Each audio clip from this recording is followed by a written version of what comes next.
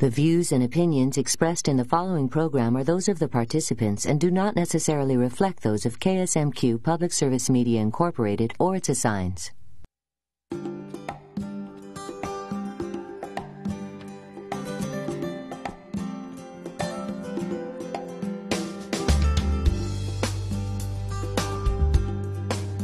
This week on Garden Connections, we're choosing what to plant.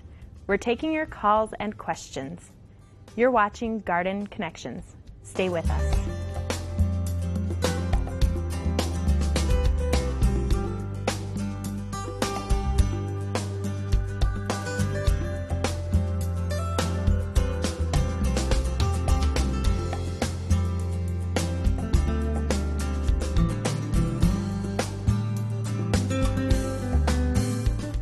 Welcome to Garden Connections. I'm Amy Whitaker. Thank you for joining us. I'm happy to introduce Jim, Cindy, and Tom, who are in the know about varieties of seeds and what may work best for your garden. We welcome your participation in preparing for spring planting. Call in and pose your question. The number is there at the bottom of your screen. So guys, tonight we are talking about what to put in your garden and how you choose it. What do we need to keep in mind when we're selecting what we plant? Climate zone. What do we need to remember about where we live? Well, it's certainly cool yet in this part of the world, so we definitely don't want to get too excited yet about planting the tomatoes and peppers and cucumbers. I know there's some cool nights coming up here again for the weekend. So, but certainly there's a lot of crops that can go out. And for those of you that have maybe put something out, you want to watch the weather and certainly be aware of, you might have to cover a few things. But certainly there's a lot of crops we can plant already. So we had a light frost actually earlier this week. Mm-hmm. What types of plants could maybe withstand that type of temperature at night? Some of the things that you can do with the cooler weather, your peas, onions, lettuce, your cold crops like your broccoli, Brussels sprouts, cabbages, those can take a little bit of frost. So those you can put in there. What are some other seeds that we could get in there? Well, I think you could probably do like radishes, stuff like Radishes. that. Maybe lettuce. Maybe you said lettuce. I can't remember, but stuff like that actually likes cooler. It doesn't grow so well when it gets real hot in the summer, but does better when it's, potatoes. decent. Potatoes, yeah. Yes. Potatoes you could get out. Mm-hmm. So how about soil? Anything we need to touch back on soil preparation or making sure that your soil is ready for planting? Well, soil is the biggest thing you can do to have a successful garden is, of course, to have the best kind of soil. And, if you get out there and you dig a shovelful and it's pretty hard, I mean, boy, you just don't want to plant anything. You want to go down to the nursery or garden center and pick up some bags of composted manure, compost, and some peat moss, and certainly spread them on, about an inch or two a piece, and work them into the garden, down to that 12-inch level or so. And then with the rain that we've had too, you want to get out there in your garden, grab a handful of dirt, and if you squeeze it and it stays in a ball, you don't want to plant. Because you plant in that kind of stuff, you're going to have this ball, it's going to harden into a little brick. And your plants will not love that. So you want to make sure that when you squeeze it, it kind of crumbles when you let loose again. And certainly, too, to stay in that full sun area for a vegetable garden. I know a lot of us, like myself, don't have full sun, but at least try to stay, at least half a day full sun. I mean, is 6 always to 8 best. hours. Yeah. And Tom, as far as fertilizer, what kind of fertilizer can we start our gardens out with? Well, I guess the general thing we usually sell is just like a 10-10-10, just a general. She's got a 8-10-8 here, it looks like, but something basic, unless you really know what your soil is made out of. If you know you're lacking nitrogen or something, then you could get something that pushes that. But most of the time we don't. We're just kind of guessing. And I guess the assumption is that everything has been, last year's plants kind of took everything out of the soil, so just put a little bit more of everything back in. And it's huge to fertilize every year too. I mean, you do it one year, well, boy, you got to do it the next year too. especially for crops like asparagus and strawberries and raspberries and a lot of that stuff too. We'll sometimes go heavy like potash or something like that for like potatoes and stuff like that. They really like the potash. Okay. So maybe a little bit, depending on what you're growing, different areas of the garden you might fertilize differently, but you know, just a general purpose one for all over. And how about crop rotation? If you had like tomatoes in one area last year, is it a good idea to swap them for something else the following year just to keep different plants growing in different areas of the garden? For disease resistance, you want to move your tomatoes from one place to another. You want to give it at least that area 1 year to kind of recover from that, to prevent disease and also insects. If you've got your squash growing in one area, you want to move it to a different area because of those insect problems also.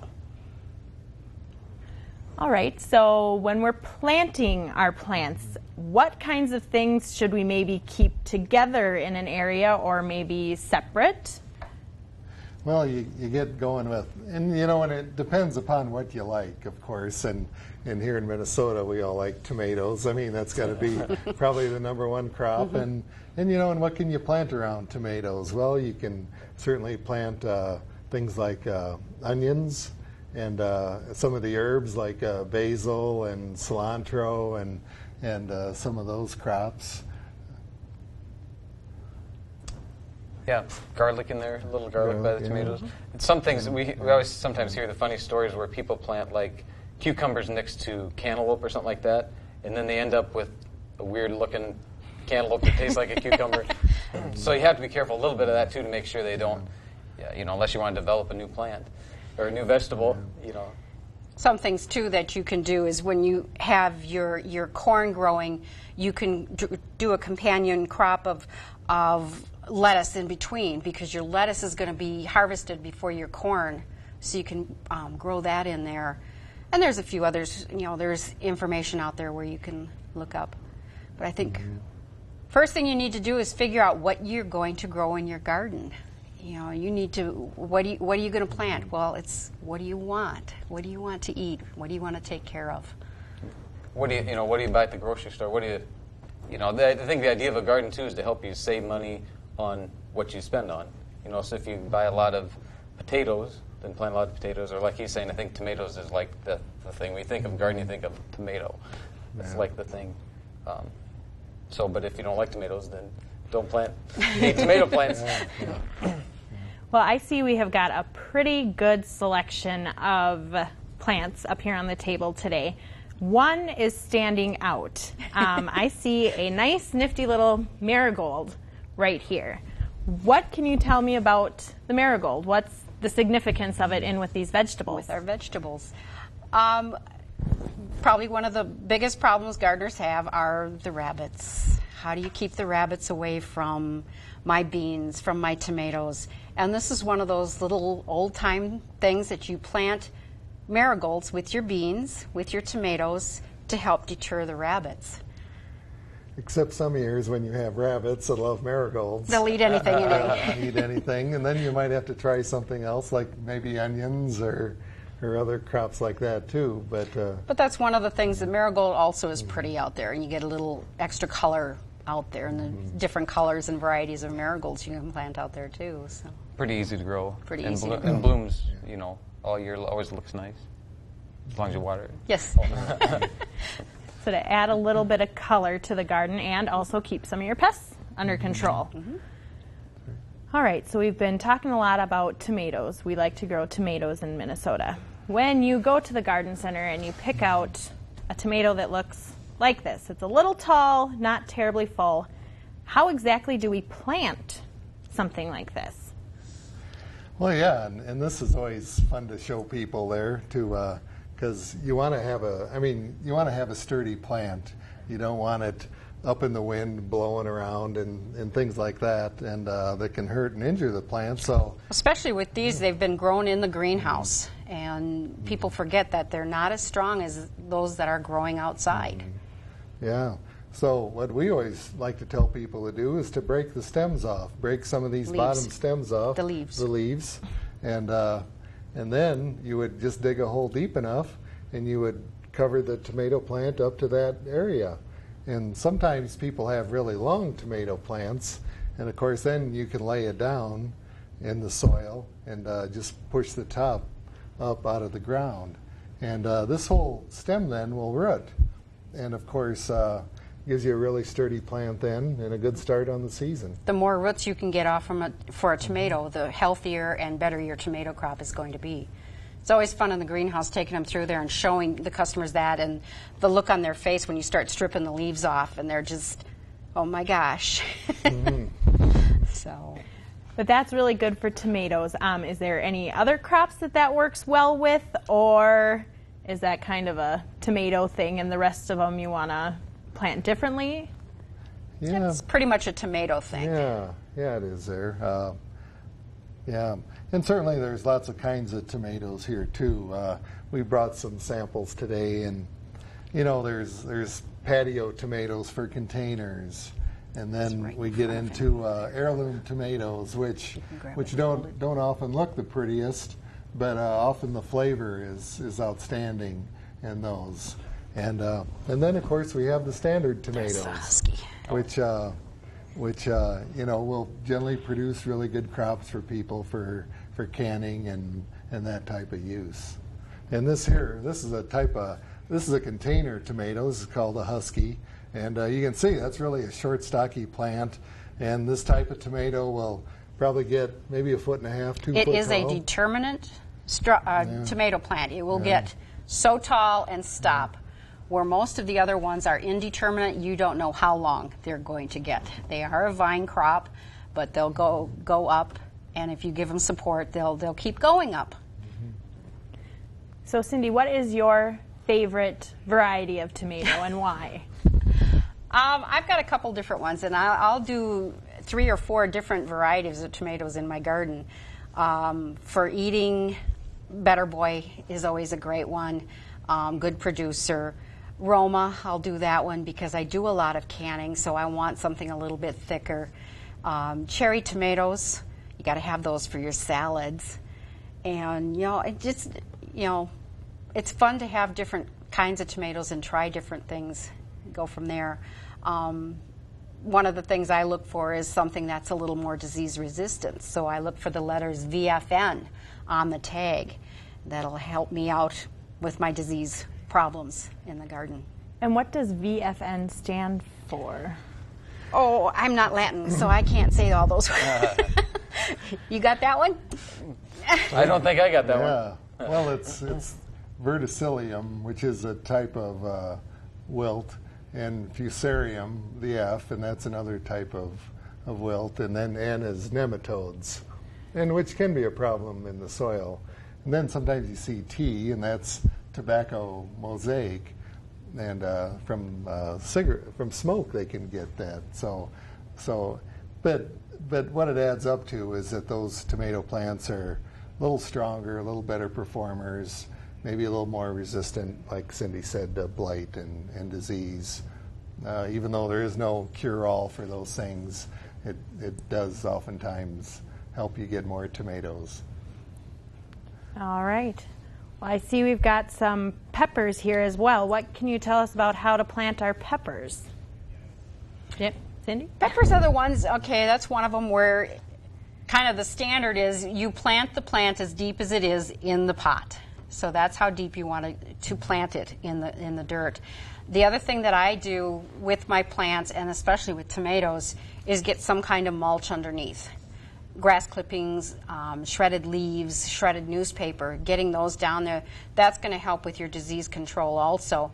Also keep the moisture in. Tomatoes like to be well watered, so that helps keep the soil moist, helps with the disease control, helps prevent the weeds. Well, I was just going to say, I don't know if everybody realizes, but a lot of that disease comes from the soil. And so when you get heavy rains and splash that soil on all the leaves, and then that's where the disease comes from. And also, like you're saying, tomatoes like water, but they don't like to be real wet one day and real dry the next. They like to be maintain that even water. So they don't crack. Yeah, yep. To keep them from cracking, and like blossom and rot, that kind of stuff. So it does help with like mulch stuff. keep the moisture in, like she's saying, and keep that dirt from getting up on them. Because we all wish we could control the weather, because that's probably the biggest problem of anything. But some weeks it's going to rain like crazy, and then another week it's just going to be hot. So. And then too, just one more point: just water in the morning or early afternoon. Don't water at night, especially your garden. We don't like to sleep in wet beds, and neither do they. Yeah. We have a question from Ellen. She is wondering, where can we find potash? There you go. Well, normally at the Albertley Seed House, but right now we don't have any.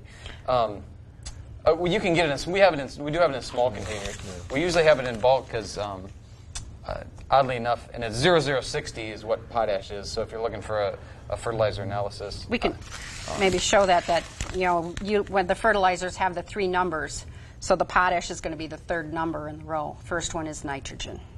So most fertilizers will have some potash in them, but if you wanted to really give a Extra boost, you could find the straight potash. Right. And oddly enough, we actually use it we buy it in bulk and sell it as ice melt, because people use it as ice melt, although you're not supposed to use fertilizer as ice melt, so we call it ice melt. And then we usually have some to sell just as potash, but we had just the right amount of ice last year. We sold all of it. So, but you can find small containers like this that would say potash or something like that, and it would say 0060 on the back where that said 810-8. All right. Well, what else do I see up here on our table? I see something up here that's a bit different from our peppers and our tomatoes, our kind of classic Minnesota garden crops.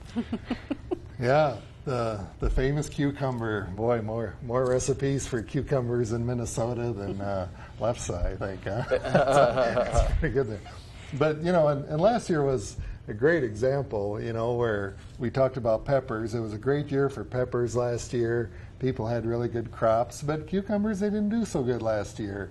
And that's the thing with the garden. You never know each year what's going to perform good, what rainfall is going to be. Gardening's an ongoing experiment. That's right. That's why you got to have a big garden so you can have plenty of different things. Yeah. But cucumbers, certainly, there's bush cucumbers. And we have a package of those here too, and there's the vining cucumbers, and some people grow them on trellises, right? And they'll grow up. I've actually seen that. That's yeah. And then of course there's the burpless too, the big long cucumber, which is probably Catching a foot on. long or so. Yeah, it's getting very popular. Very popular on those too.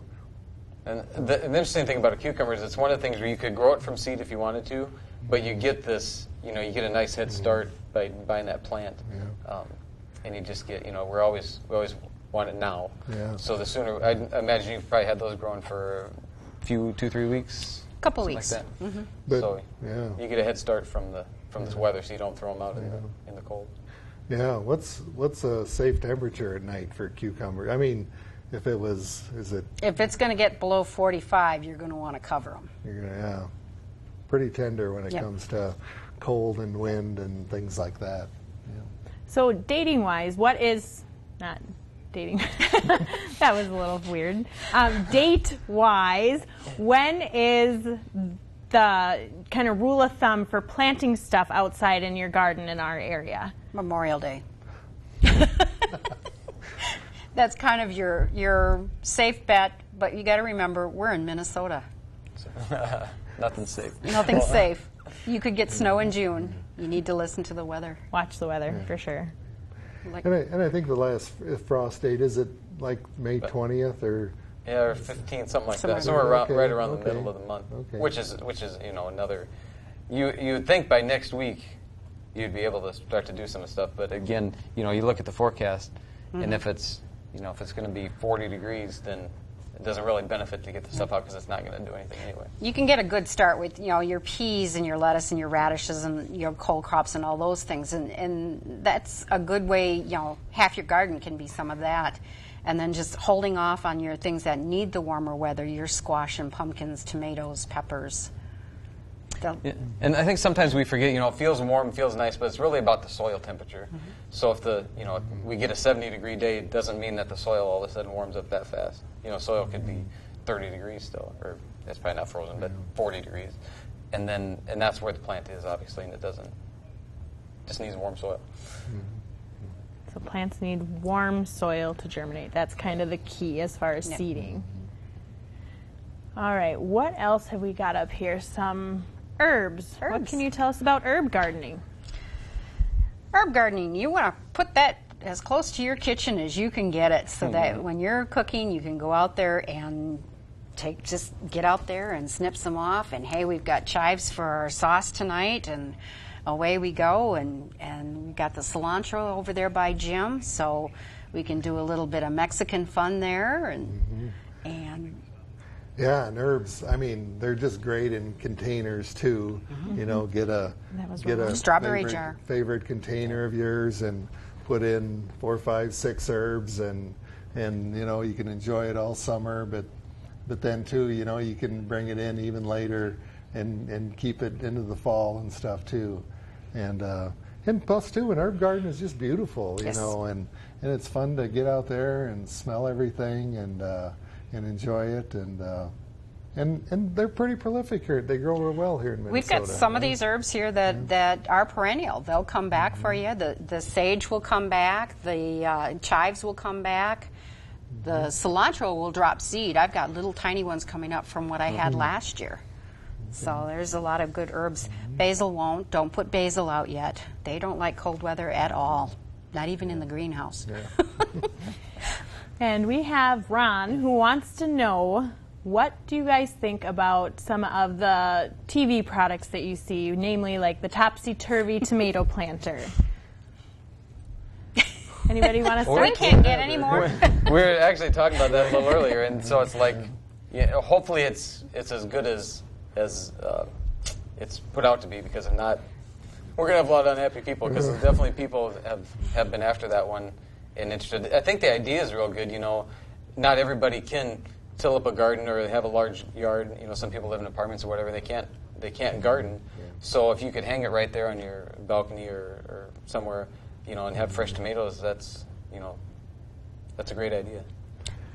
They do need to realize that there is some work to it yet. You're going to have to make sure that it does get watered and fertilized. You know, you got to stay with it. And I don't know, I've got one here that I have some suckers on. Do you see it over there? Oh, this one here, maybe. There was one of the heirlooms, I think. Okay. You want to get in there, and one right in front of you. Oh, this one here. Yeah. Okay. All right. When you have a tomato plant that gets suckers on, and what it is the little part right in there, the main leaf comes off, and then you get the little suckers. You want to make sure you get those off.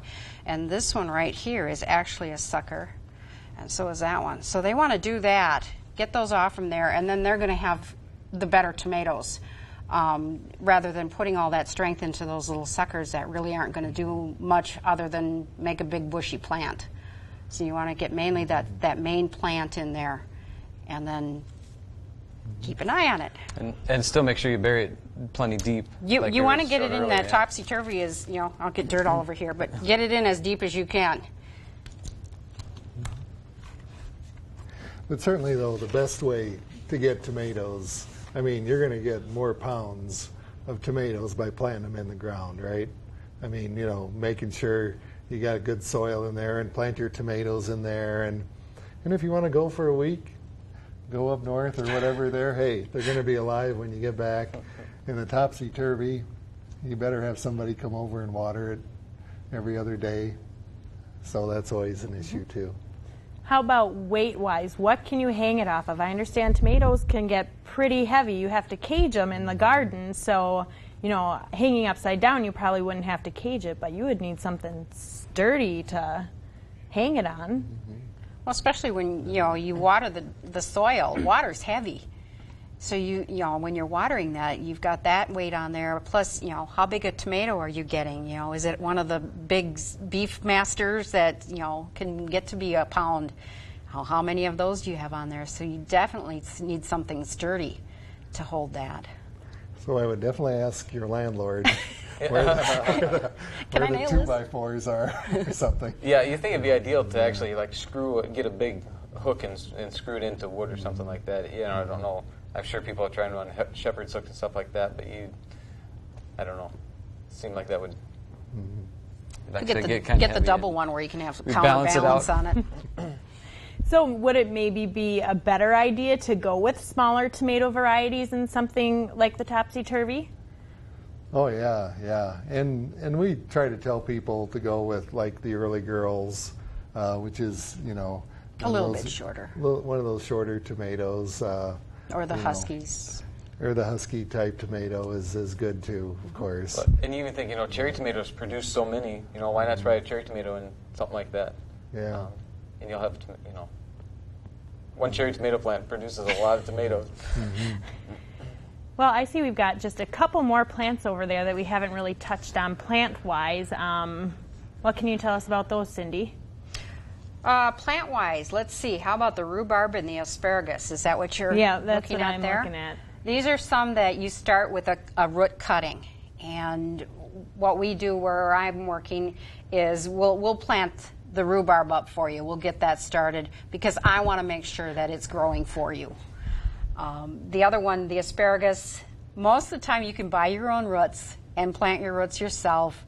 I've got some people right now, they're first timers, they really want to see that one is growing. So we planted some up for them this year so they can just take it and stick it in the ground. They're off and running already. Mm-hmm. Rhubarb, heavy eater. You do want to have a good base, soil base, lots of compost in there, and then constantly feeding that one. So that's a good one to put your potato peelings, your banana peelings under the rhubarb leaves to keep feeding that plant. Compost. There we Compost. go. And compost too. And also with rhubarb, sometimes it seems like, people with, rhubarb patches there, they start to not produce as much as years go on. And is it important to divide them up too? You can certainly divide them in the garden and move them to other parts. Or do you just start a new rhubarb bed that way then? Okay. Well, thank you. We are out of time for the night. And thanks for joining us out there too. Now your garden is on its way. Tune in next week when we'll talk about more tips and what's on your mind and in your garden. For everyone at Garden Connections, I'm Amy Whitaker.